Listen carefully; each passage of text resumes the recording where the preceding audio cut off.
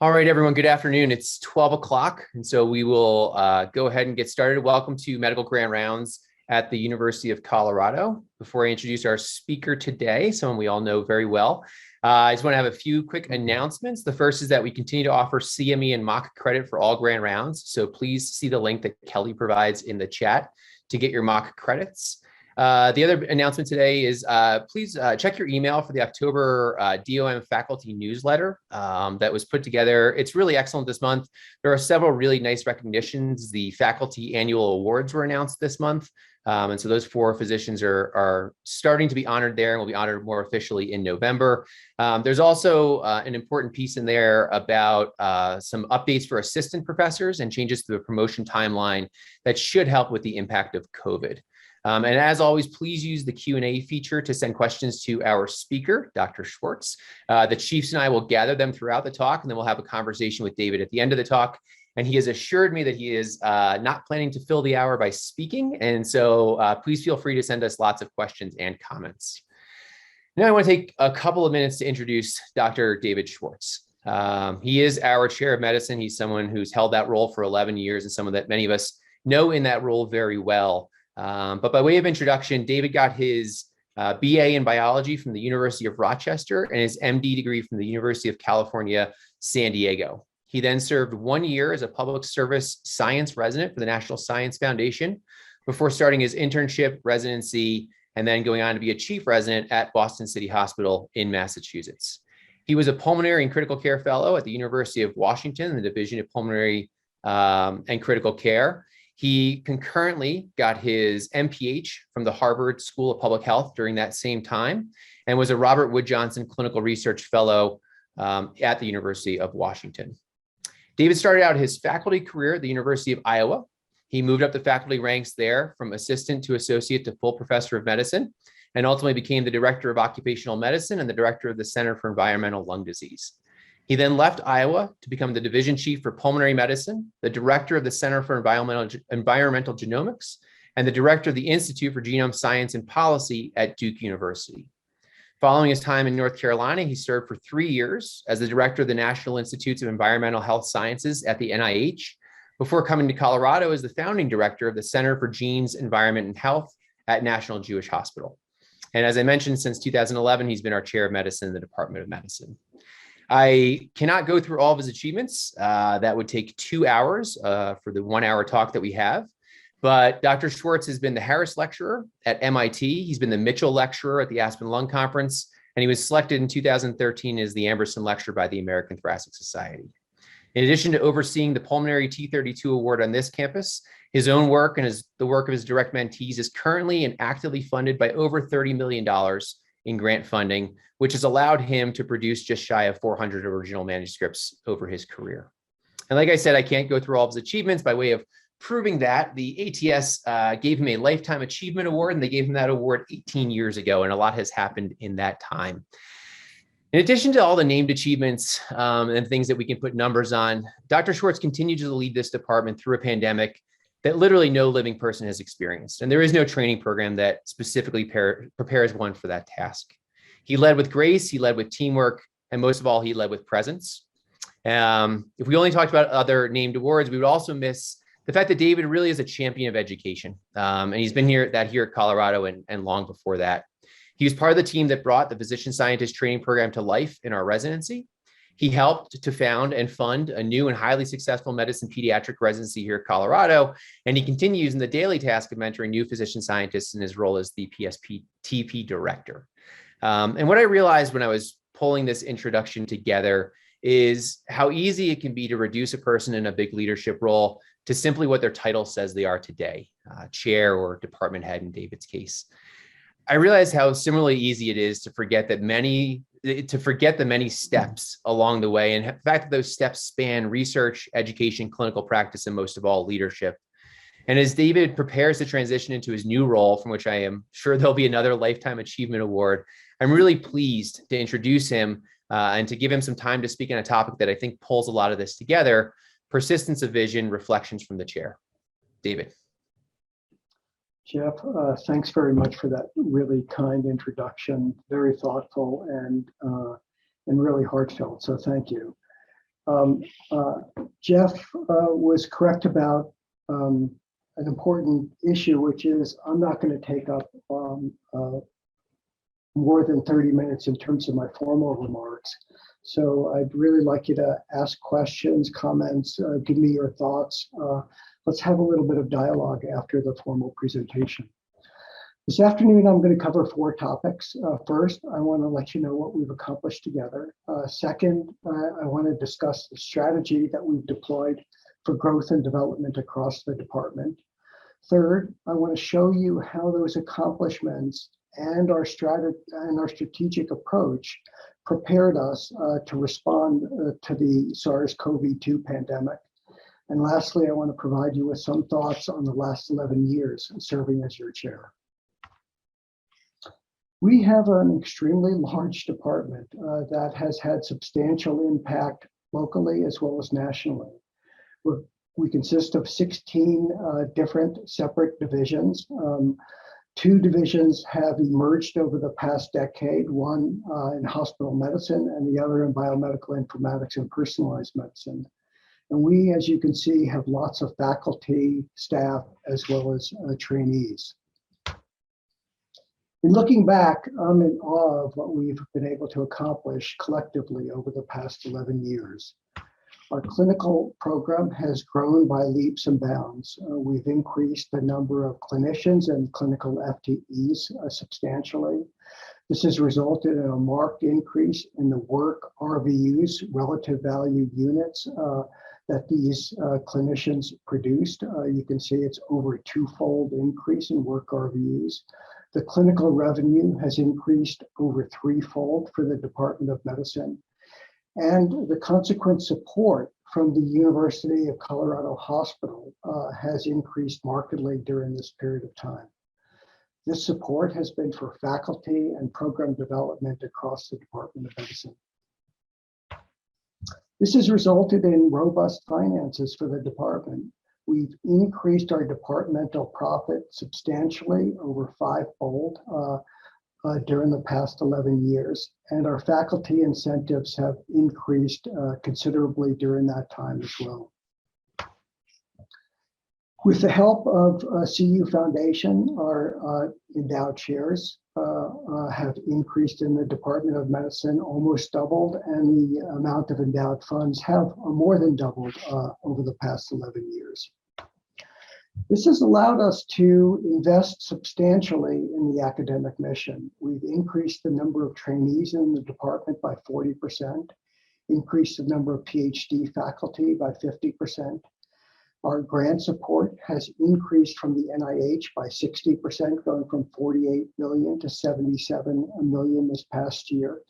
And the VA grant support has increased markedly during this period of time. And this largely has been achieved through joint appointments between me and Jim Beck at the VA and University Department of Medicine as a way of providing career development opportunities for the faculty.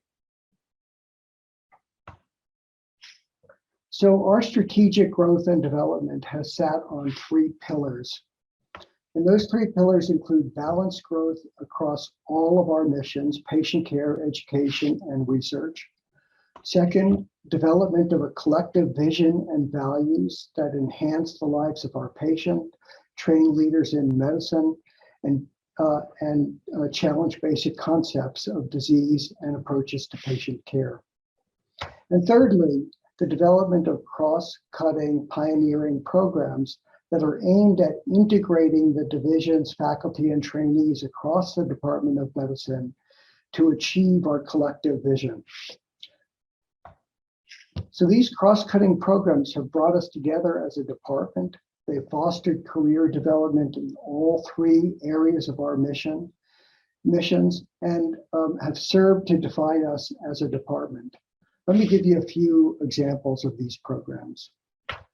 First, training leaders in medicine. We set out to do this many years ago, and Suzanne Brandenburg and Jeff Connors bought into this vision and re-engineered our house staff training program to focus on career development rather than simply service to our patients. They established the physician scientist training program. They established the medicine pediatric residency program. And they also established a scholarship program for fellows and faculty that were interested in being clinician educators. This attracted much more competitive candidates to our training program at the house staff training level and at the fellowship level that were more focused on the development of academic careers. The second example is our strategic vision for research. This spanned the spectrum of trainees to very established faculty. For medical students, we developed a DREAM program along with John Repine to focus on underrepresented minorities and provide summer research opportunities for those minority medical students. For house staff, as I mentioned, we developed the physician scientist training program, and this led to NIH support that allows us to supports us to enable house staff, medicine and pediatric house staff to take a year out of the house staff training to do a full year of research. We developed focused programs for early faculty, outstanding early scholars program that allow very successful faculty to have additional support so they can pursue new innovative lines of investigation that are not necessarily ready for prime time at the NIH. And as a result of the COVID pandemic, we decided to extend the Career Development Awards for all trainees across the Department of Medicine, not only here at University Hospital, but our trainees at Denver Health, National Jewish Health, and the VA Medical Center. For established faculty, we developed a salary support program for research-intensive faculty, understanding that in order to get that next RR1 or to apply for that program project, you needed time and support to develop those new research ideas. We developed a just missed RR1 program for those individuals that weren't quite funded by a submission, but were going to be funded at some time in the future and needed some bridge funding for that. We developed a program for interdisciplinary scholars that span different disciplines so that we would create a cross-disciplinary approach to research across the department. And importantly, for those in faculty that qualified for sabbaticals in the School of Medicine, we helped finance their sabbatical to make it a reality. And for transitioning faculty, we initiated the SPARK program that was subsequently turned over to CU Innovations and is now being led by CU Innovations to help our faculty bring their discoveries to a commercial setting to apply it to patient care. Now, all of these programs together, along with the very strong faculty that we recruited, resulted in a marked increase in NIH support over the past 11 years. You can see that the NIH has grown 30% over the past 11 years, while the Department of Medicine support at the NIH has grown 60% from 48 million to 77 million over the past 11 years. So we've doubled the inflation of the NIH. The third program that we were focused on right from the beginning was leveling the playing field. We realized that in order to succeed as a department, we needed to make sure everyone felt supported in an equivalent way.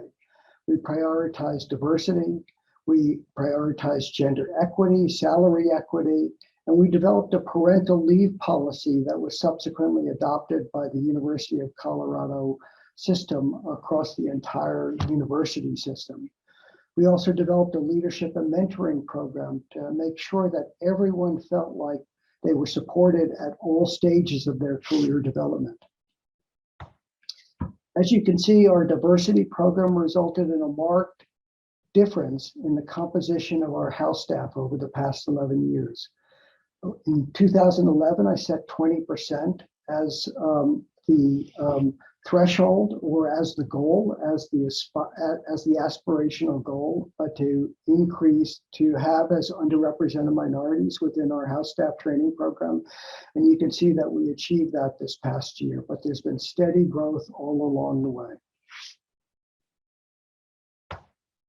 So how does this relate to COVID? In 2020, we went virtual. This is a composite picture of our faculty, trainees, and staff for our annual picture for the Department of Medicine. Everyone contributed to this, and Holly Kaiser brought it together in terms of a photo that shows our campus and the quad that brings us all together.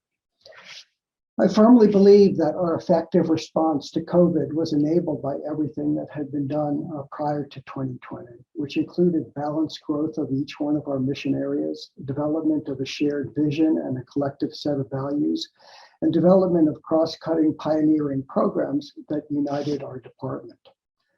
In fact, I think we were poised to respond to COVID because of our shared values and vision. And let me just be a little bit more specific. These values included a commitment to the very best care for our patients. These values that were critical to our response included the commitment to the very best care for our patients, the fact that our faculty and trainees were driven by science and data, the commitment to interdisciplinary collaboration, and the support of our most vulnerable coworkers. These embedded values allowed us to successfully respond to the COVID challenge. And this COVID challenge at UCH included 4 peaks, 4 surges that resulted in over 3,500 patients being admitted to UCH over the past 18 months with a SARS-CoV-2 infection. As you can see from the outcome, we did extremely well in terms of length of stay, 30-day readmission, inpatient survival, as well as patients discharged to home. Importantly, similar challenges and outcomes were experienced by our colleagues at Denver Health, National Jewish Health, and the VA Medical Center. And we worked together throughout the past 18 months to approach this problem as a unified Department of Medicine across our partner institutes. We also worked within UCH through an interdisciplinary way to meet the clinical challenge. Not only were divisions in the Department of Medicine intimately involved in patient care, hospital medicine, pulmonary and critical care medicine, as well as infectious diseases, but we worked with departments in the School of Medicine, including anesthesiology, surgery, and family medicine, to deliver care and to stand up 10 new hospital medicine teams to deal with the patient influx at the height of the pandemic, to increase our ICU teams by 4 new ICU teams, and also to stand up 2 infectious disease teams that took care of patients at the height of the pandemic. My belief is that we're stronger as a consequence of having gone through this pandemic, and still going through the pandemic for that matter.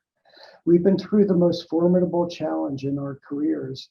And let me give you a few examples of how these challenges and our collective response have shaped the way we are today and the approaches that we take to supporting our faculty, trainees, and staff. First, a problem that the coronavirus presented was that it increased both personal and professional responsibilities. And our youngest faculty and our women faculty were the most affected. To address this, we developed flexible work schedules. We focused on programs to support our early faculty and our women faculty. And we prioritized faculty and staff livelihood. We made it clear to everyone that their jobs were not at risk and that we were going to support their jobs, even having to dip into our reserves in the Department of Medicine. Second major problem is that this was a very dynamic medical problem that we knew very little about, and we needed to do a lot of learning. And so what we did is we completely formatted medical grand rounds to bring in world authorities to debate topics from several different vantage points. We oftentimes had between 2 and 4 discussants focus on a specific topic and then discuss that with the audience after the formal presentation. We also had weekly town halls where we had local experts discuss topical issues to inform and educate the community, not only physicians, not only our clinicians and our trainees, but also the general medical community outside the walls of the university. And we had weekly Department of Medicine COVID communications that were a way of bringing everyone up to date in what we had learned the past week and what kinds of challenges we were facing in the next period of time. A third major problem is that we all lost time. We focused on coronavirus, which we had never focused on previously. And as a consequence, we had to make up for that lost time. The School of Medicine adopted an option for faculty to delay their promotion, which has been adopted by a number of faculty in the Department of Medicine, thankfully. And the Department of Medicine, as I mentioned, fully supported extensions of career development awards across our entire system, including our partner institutes. We fortified our team science approach to research, and we also put much more effort into the mentorship program for our young and emerging faculty.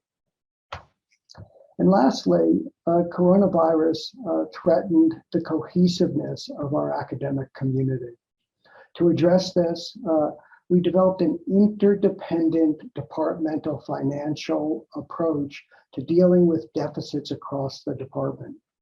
Rather than each division functioning semi-independently in terms of their finances, we collectively worked with each other across the divisions, and the division heads were instrumental in doing this to support the entire Department of Medicine so that we could ensure the livelihood of everyone who worked in the Department of Medicine.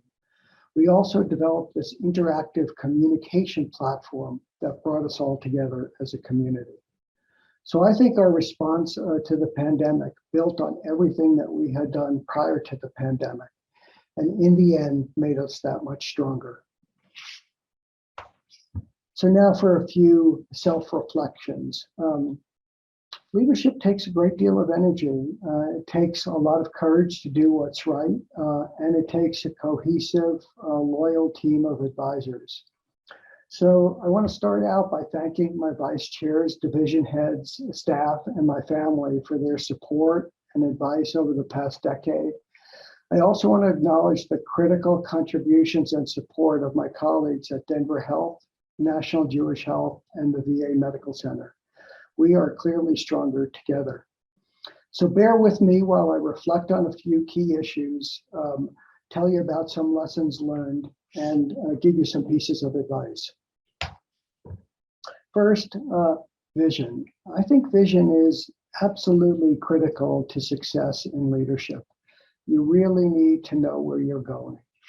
So our departmental vision is pretty clear. It's to focus on our patients and do the best to enhance the lives of our patients, to focus on our trainees and train them to be leaders in medicine, and to focus on our research mission and challenge basic concepts of disease and delivery of healthcare.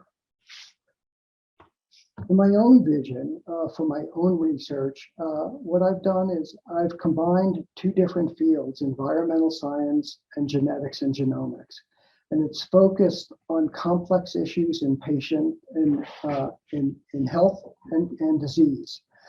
And this vision was developed over about 1.5 year period of time while I was a fellow at the University of Washington. My point is that it takes a long time to develop a vision, but a vision sticks with you for a long time and can sustain a career over an extended period of time. So what are the attributes of vision? I think it's really important to pick something big that's unbounded, that has a lot of unknowns so that you can aspire to something greater than where you are today. I think it's important to think about something that you can live with for a long time. When Warren Buffett writes about vision, he writes about this snowball that goes down a hill and just gets bigger and bigger. And for me, in terms of of my own personal vision, that's what's happened with environmental genomics and genetics. It's just gotten bigger and bigger and more impactful along the way. Think about what you want to be known for. What's your tagline going to be? And try to set your vision on that course. Make it simple. Follow the data and be flexible. You really never know what lies ahead, and you have to be accommodating and thoughtful in terms of responses to new things as they arise. And don't get knocked off your course. Know where you want to go. There are tons of distractions along the way, professional and personal distractions. And it's important to stay focused and to think about the big picture. Where's the signal as opposed to the white noise that sometimes we all get distracted by. The second issue that I want to bring up is that, although a vision can be clear, a career path has a lot of twists and turns, and my career path has not been a straight line, and very few career paths have been a straight line. So the key question is, how do you navigate those twists and turns and ups and downs in your career? Let me tell you a little story. When I was appointed director of the National Institute of Environmental Health Sciences, I couldn't think of a better opportunity to lead a field that truly needed leadership at the time. In fact, when Ilyas Zerhouni, the director of the National Institutes of Health, brought me in, he said, "You're going to be an agent of change. And I want you to change this institute from a toxicology-focused institute to an institute focused on human health." In some ways, we succeeded. We developed the Epigenomics Roadmap Initiative. We developed the Genes by Environment and Health Initiative. But it was clear that the fit wasn't there, and the pushback was profound, including pushback from people in Congress, including Senator Chuck Grassley. The best advice that I received was from Bob Bennett. You may remember that Bob Bennett was an attorney for Bill Clinton in the impeachment trial. And after discussing the issues with Bob, he said to me, "You have better things to do with your life than waste your time for the next couple of years fighting with the NIH and others in Congress." And in retrospect, after spending the last 12 years in Denver, he's absolutely right.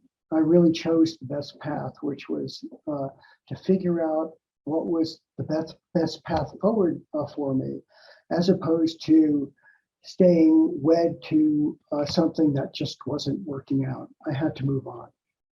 So what are the lessons that I learned from this? First, I think you should be cautious when someone hires you as an agent of change. You automatically put a target on your back, and there are individuals that want things to be the same. Second, culture and fit are critical elements to whether you succeed at a job. When leading, be inclusive and lead with humility. And last, when transitioning to something else, make sure you understand your strengths. For me, it was getting back to my roots as a physician scientist. And I can't be more pleased with the progress that I've been able to make over the past 12 years in the Department of Medicine and in my own area of academic development. The third point I'd like to address is seeking advice. Isolation is the road to burnout from my perspective. You really need to surround yourself with people you trust, that are honest, that can give you tough advice and are willing to give you tough advice. And of all my advisors, and I have plenty, my wife Louise is my most trusted advisor. In fact, many of my advisors or mentors come around to the same question. Well, tell me what Louise thinks. She and my other advisors believe in me, probably more sometimes than I believe in myself. So let me tell you another short story. About a year ago, I was offered a very high-profile job at Novartis, a large biopharmaceutical company, that would have put me in charge of their international research and drug development program in pulmonary medicine. This job was weighed against pursuing my own discoveries in pulmonary fibrosis and collaborating with another biopharmaceutical company that wants to bring my discoveries to the clinical space in terms of addressing a very important clinical unmet need of pulmonary fibrosis, namely treatment of pulmonary fibrosis. So after talking with too many people around the country, a lot of my friends, mentors, and colleagues, my very wise aunt, who's about 85 years old, and I hadn't talked with in years, just happened to call me up on a Saturday afternoon. And after hearing what I was going through, she sat back and she said, you know, David, it's time to bet on yourself. You can't go wrong by betting on yourself. And sometimes the simplest advice is the best advice and can come from unlikely sources. So listen, keep listening to people around you, and make sure you're open to everyone's ideas as you make these tough choices in your career. Fourth issue is empowering others for success. Now, I usually do not like quotes, but I couldn't pass one up from Albert Einstein. Here he says that everybody is a genius, but if you judge a fish by its ability to climb a tree, it will live its whole life believing it is stupid. From my perspective, you are all geniuses, and our job is to empower you to be successful. To empower those around you, you need to recognize that everyone is different and provide the unique support for them to thrive and contribute to the greater good. For instance, from the beginning, I knew that leveling the playing field was not only the right thing to do, but we had to do this if we wanted to really support the career development of our faculty. However, to make real progress in supporting our most vulnerable trainees and faculty, I had to empower others to take this on. These included Sonia Flores, Kara Wilson, and Maggie Weirman. The three of them took this on with a great deal of passion, and as a result, we have a very robust program that supports and empowers faculty across all different disciplines and across all different backgrounds that is aimed at empowering faculty to achieve successful careers in their professional activities in the Department of Medicine. This is something I could not have done by myself, and it developed in ways that I wouldn't have developed it on my own, that are much better than the ways I would have developed on my own. The fifth piece of advice I want to give you is pick good parents. But what I really mean here is not only pick good parents, but pick a good family as well. My parents and my family have provided me with the values, courage, and optimism to take on challenges and to pursue my dreams. It's important never to underestimate the effect that you can have on your family, friends, and community, or the impact that you can have on their dreams. So support them and take notice of what they have to say and recognize the support that they've provided you along the way. So there are lots of challenges that lie ahead for the Department of Medicine, and most of these in the immediate sense are leadership transitions that I think can all be handled, and I think that they can be handled because the department's in great shape. Our faculty and our trainees are accomplished, they're empowered, they're forward-thinking, and they're value-driven. I've loved serving as your chair of medicine. We've entrusted each other in something that will persist.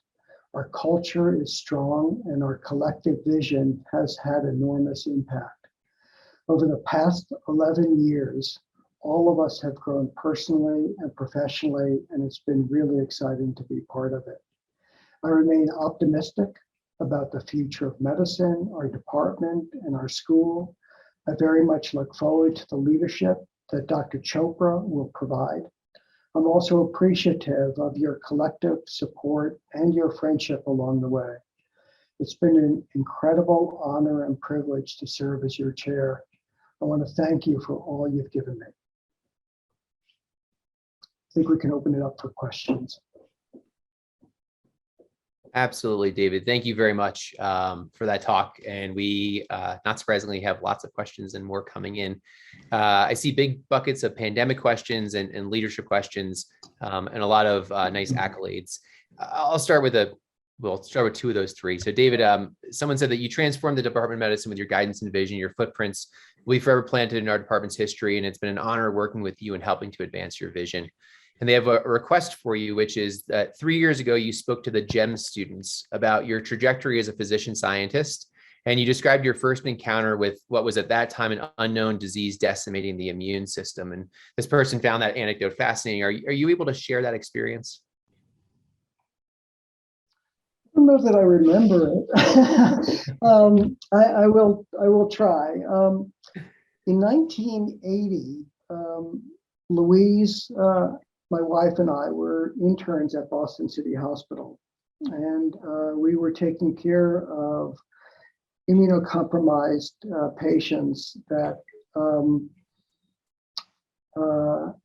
presented with lymphadenopathy and terrible infections that were untreatable with the antimicrobials that we used, and oftentimes would transform into lymphoma. We didn't really, we had no idea what was causing this.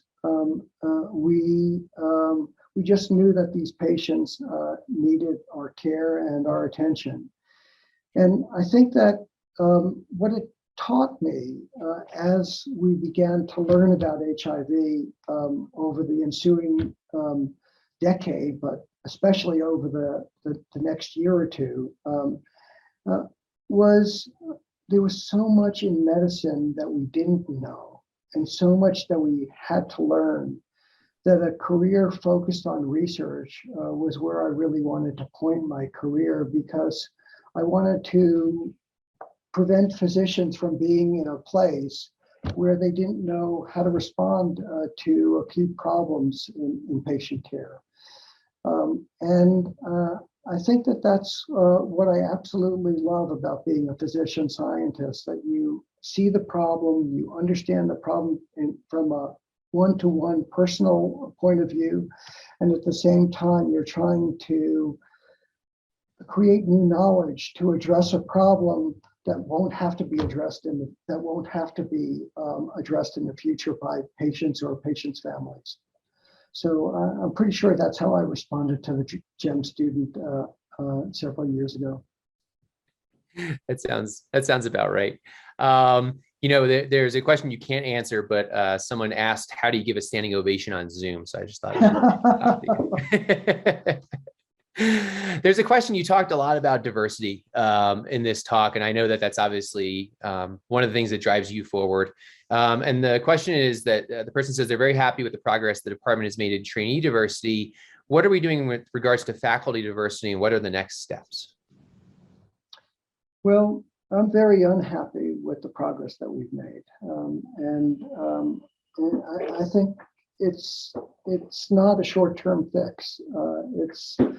It's a fix that that really reaches way beyond medicine. It reaches out into our greater society, and there are major problems in the U.S. and in many countries around the world in terms of discrimination, in terms of access to education, in terms of financial inequities that exist in our society, that perpetuate a lot of the inequities that we see in medicine. I think it's really important to bring women and underrepresented minorities into leadership roles in medicine. That has to happen. But what also has to happen is we need to make sure that our greater society has the opportunities that are evenly distributed across society in a way that everyone has the opportunity to pursue their dreams and to become healthcare workers and physician scientists and scientists in ways that becomes non-discriminatory, and we're not there yet. And this may be a slightly related question, but it came from a different audience member, which is, as a chair, what's your strategy for building a team around you? How do you make that leadership team? That's a great question. I think I always go with the 80% rule. And my 80% rule is that if 80% of the people that I hire succeed, I'm doing really well. If 80% of the people that I bring into leadership roles succeed, I'm doing really well. If 80% of the people I bring into my lab succeed, I'm doing really well. I think that it's hard to really be at 100%. So first of all, I think to believe that everyone you bring in is going to be able to do exactly what you think they're going to be able to do or live up to the expectations of the role, I think is unrealistic. On the other hand, I think it should be far more than 50% of the individuals you bring in should succeed. Now, how do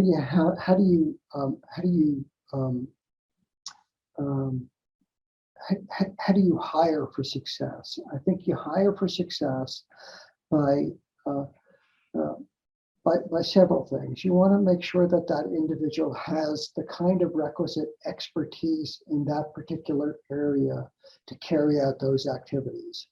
They don't have to have all the areas of expertise, but they have to have enough expertise in that area to carry out those activities and move the organization to the next level. They have to have the passion to be able to put in that extra effort, to devote their time to thinking about the problem and to moving that issue forward in a way that's unique to their own ideas and their own approaches. They can't just be there to carry out your vision. They have to be there to build on your vision and to really have their own ideas in terms of programmatic development. They have to aspire to excellence. Excellence has to be part of what they're trying to do. They have to aspire to say, I want to create the very best education program in the country, or I want to create this area of research, and I want to be able to publish in Science, Cell, Nature, and New England Journal of Medicine, not just in mid-tier journals. They have to aspire to something really terrific. And I think the last characteristic that I look for is people that are willing to disagree with me. I want it to be sort of this team of rival concept in that Abraham Lincoln book, and that people have the ability to argue with each other, discuss things openly, and walk away friends and walk away respectful of each other's opinions. And I think that this open discourse happens too infrequently in leadership.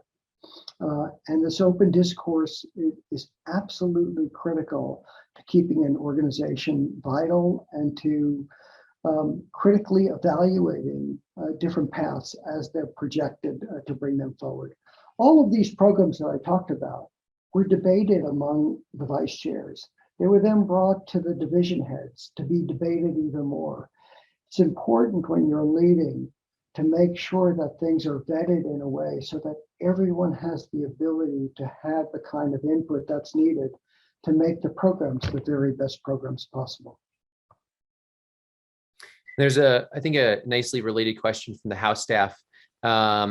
What advice do you have for young physicians in training or just finishing training who have that passion and seek to be leaders and trusted voices at the local, state, the national, and international level? How do they get started? Bird by bird. I really do believe that. You shouldn't in my mind, aspire to leadership. You should aspire to accomplishment, and you should aspire to vision. And my vision was not to become a leader. My vision was not to become a division head or an institute director at the NIH or a department chair here at the University of Colorado. My vision was to create a new field of environmental sciences, to create a new field that would focus on human health and disease in a way that others hadn't focused on human health and disease, by combining environmental sciences with genetics, genomics, and epigenetics. And I worked like a dog to try to make that happen. I really put 100% effort into trying to understand that and trying to understand how that related to human disease. And what I would say is probably the best thing for trainees to focus on is the next step in their career. How to do it and do it in a way that really achieves excellence. When I was a house staff, I was learning clinical medicine. That's what I wanted to do. I wanted to be the very best clinician at Boston City Hospital. I wanted to be chief medical resident at Boston City Hospital. I wanted to take care of my house staff at Boston City Hospital when I was chief medical resident. And I just think that careers are incremental, and you have to build on the success of your career and figure out where that takes you in terms of the next step. And as I was saying, I think vision is really important in terms of getting to a point where you're looked at for leadership positions, or people come to you for leadership positions. They're coming to you not because they want you to fill that leadership position, but because of the accomplishments that you've had, because of the programs that you've developed, because of the new things that you've done, because of the people that you've supported along the way. Thank you for that. These are all big forest questions from here on out. This one might be the closest to a tree question we have, which is Dr. Linus says to thank you for the 11 years of work and everything you've done for the past over a decade. What do you see as the biggest opportunity and challenge for basic sciences and clinical research at CU? Yeah, that's a great question. I see the biggest challenge as programmatic research. What I mean by programmatic research is bringing scientists from different disciplines together to focus on a problem and solve an unmet need, either in basic science or in clinical science. And so what do I mean by that? I mean that that we across the entire campus, and I hold myself accountable for this, are fairly siloed in the approaches that we take to biomedical research. And we're siloed because that's what we're trained to do, to be siloed, to work in our own lab, to work on our own project, to get our own R01 funded. But the world is much more complex than that. The world is, it involves really complex problems that can, in my mind, only be solved by a team, a group of individuals that can work in interdisciplinary ways that truly inform each other and move forward in an understanding of a basic or a clinical problem that needs to be solved and needs to be solved so that we can develop a new vaccine when a new virus comes along, or so that we can develop a new medication when a new virus comes along, or so that we can figure out how to take care of patients along the spectrum of coronavirus infection. I really do think that the past year and a half has told us very, very clearly that interdisciplinary research and research that is on particles of RNA that really had very little to do with viruses when they were initially studied could have profound effects in terms of our ability to harness or gain control over this pandemic. So my view, Stu, is to is to focus on programmatic research. And fortunately, the dean has entrusted me to develop programs in programmatic research in the School of Medicine. And you'll be seeing some infrastructure support that will allow us to capitalize on programmatic research across the School of Medicine over the next 3 to 9 months. That's great, David. Thank you. There's a couple of questions about competing interests. You talked a lot about balancing things. What do you see as the future of academic medicine as a lot of, classic smaller teaching hospitals really start to look like large healthcare systems or become large healthcare systems that we're now a part of? This is where vision comes in, and vision is important. I think large academic medical centers are really important. They deliver outstanding care. They deliver tertiary, quaternary care that's needed in the community. They create a hub and spoke system across a larger region. They create the opportunity for training leaders of tomorrow and delivering the absolute best care. However, academic medicine, or these large academic enterprises, also need to focus on making sure that we innovate and discover and use those profits not to just build larger systems or to make more money for the healthcare enterprise, but to take those profits and invest them heavily in terms of research and innovation so that we can be the next university to develop a coronavirus vaccine or to respond to a pandemic in a meaningful way.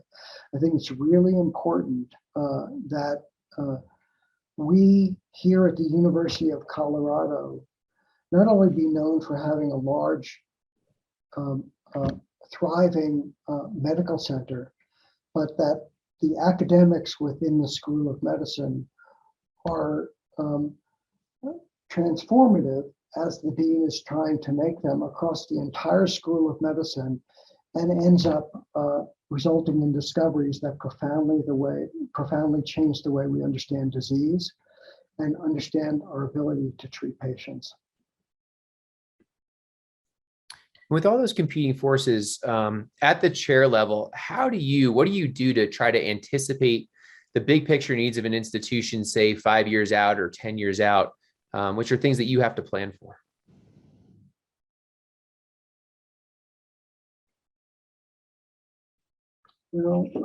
First of all, it comes from a lot of people around me that give me good ideas and inform me about problems. It's what I've learned really also in response to the COVID pandemic is it's really important to be at the front line and to talk with people at the front line and understand what the issues are at the front line to be able to respond effectively to things that are on the horizon and things that are coming. I think that it's important to plan for the future, even though things may not happen. An example of that was when Trump first came into office. You may remember that he said he was going to decrease the budget to the NIH substantially. Craig Jordan and I and a number of the vice chairs together came up with a plan within the Department of Medicine to try to figure out what we could do or what we would have to do if the NIH budget decreased by 10%, 20%, 30%, or 40%, as a way of trying to figure out how we were going to keep our research enterprise alive if the main lifeblood to the research enterprise was cut substantially. So I think it's important to keep your ear to the ground, listen to the drumbeat, and plan proactively, even if even though the certainty of a particular action may not be occurring. It's always good to have something in the file drawer to just pull out when something happens, because you've thought through the plan and you've thought through the consequences. All right, totally different topic. Can you talk about the evolution and diversification of the idea of scholarship over the course of your career? With now there being so many more routes in educational scholarship, QI, patient safety, public health. How have you seen that change over your time?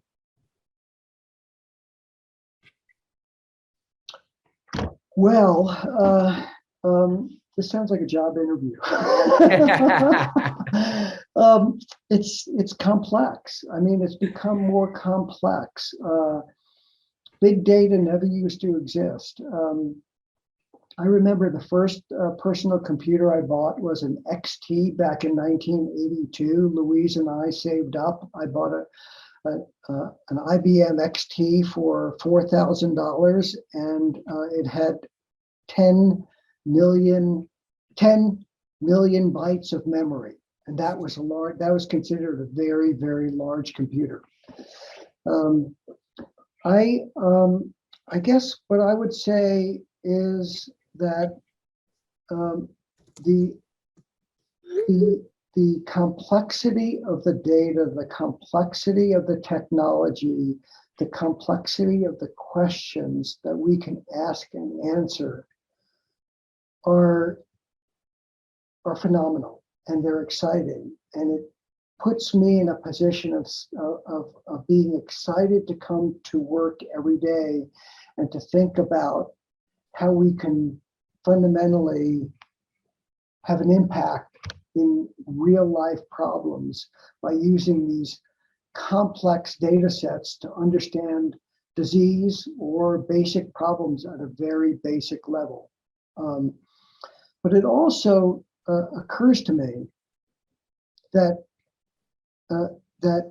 we need to work across disciplines to really actualize that.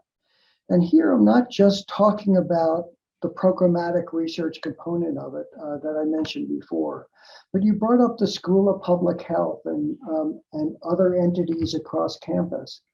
You know, for us to deal with coronavirus, again, the Department of Medicine, the School of Medicine has to collaborate with and work with the School of Public Health as a way of really getting to understand the problem, understanding what's coming down the pike, and to deal effectively with the patients that we take care of. So it's much more fluid than it was before. And I think that fluidity creates opportunities. Now, I will say it also creates a major hurdle. And the major hurdle is it takes a longer time to train. Given the complexity, it just takes a longer time to train. After house staff training, I ended up spending 4 years as a research fellow before I did my pulmonary fellowship. Now that 4 years as a research fellow and a subsequent sabbatical trained me in environmental sciences and genetics and genomics. And I think that at this point, you know, it may take even longer than that to train individuals, given the complexity of the science that is in front of us. And I think that time spent is important, especially early in the career, in terms of understanding at a very basic level the details of the science and also the opportunities within the science that you're that you want to have an impact in. Yeah, thank you. That is really thoughtful. And I have a couple of easy ones for you that will not feel like you're being interviewed by several hundred people for a job, I promise. The first is, how has your perspective at the bedside changed? Now that you've gone through this career, you've been a chair, you've been a physician scientist, you are all those things. What's it like at the bedside for you? What's different and what's not different? Yeah, well, I'm less anxious at the bedside. You know, I used to feel like I had to do something.